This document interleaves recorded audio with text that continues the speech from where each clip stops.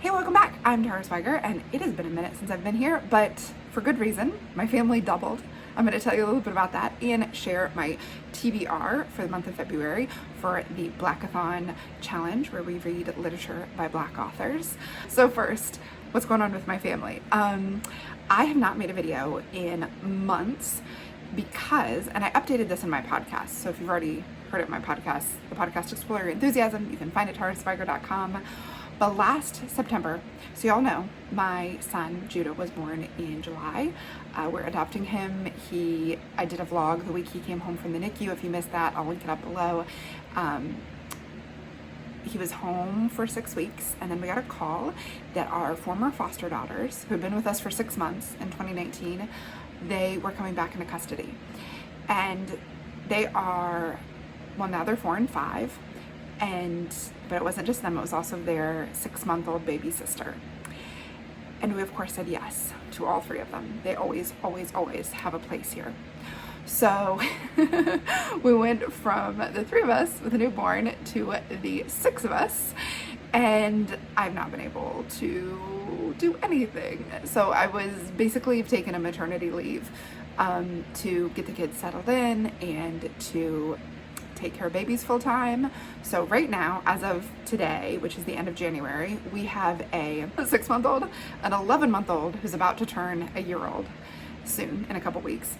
So a 6-month-old, an 11-month-old, a 4-year-old, and a 5-year-old. And all the girls just have had birthdays or about to have birthdays. So I keep kind of forgetting their age. But yeah, it's been amazing and wonderful and also overwhelming, and I haven't done anything online. So when I was putting together my books that I wanted to read in February, all by Black authors, I really just wanted to share it and shout out these authors and these amazing books. A lot of them have been on my to-read list for like a whole year, and so I'm really glad for the reason to make sure I read them this coming month in February.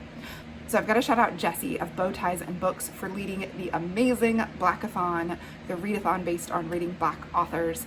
I am not following the prompts exactly because I want to read what I have on my shelf and what I've had on my, what I've gotten from the library in the past couple weeks.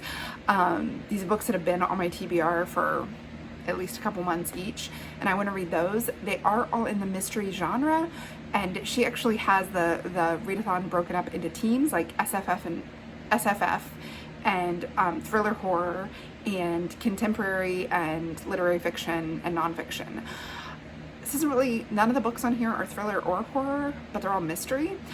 So I don't know if I count in that team, but I'm not really following the prompts as much as I am just reading the books that are on my TBR by Black authors in the mystery genre, of which I had plenty to read, to choose from. So first up, Blacktop Wasteland by S.A. Cosby. This is a story of Bug, whose full name is Beauregard.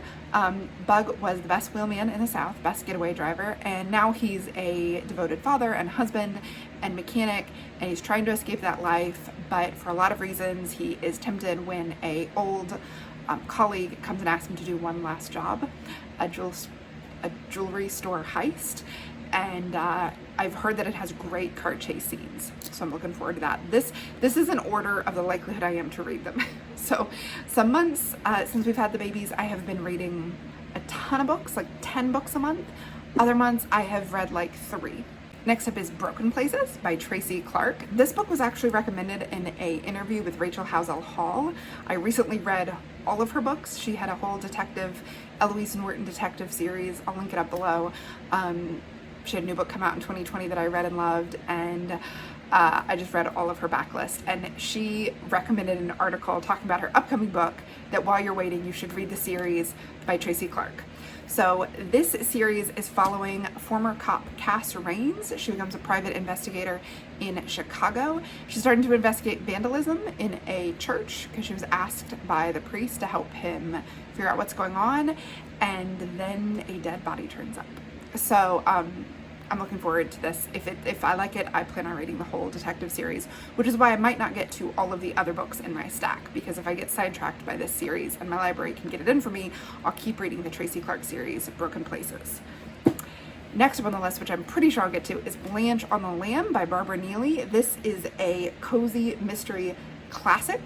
It is a story of Blanche, who is a housekeeper for a North Carolina family. And when a body's found, she finds herself as a prime suspect, so she does some digging. She uses her role as a housekeeper, being ignored by most people because they're a white family and she's a black housekeeper, and they treat her badly and ignore her, so she gets to hear all kinds of things and discover who actually did it.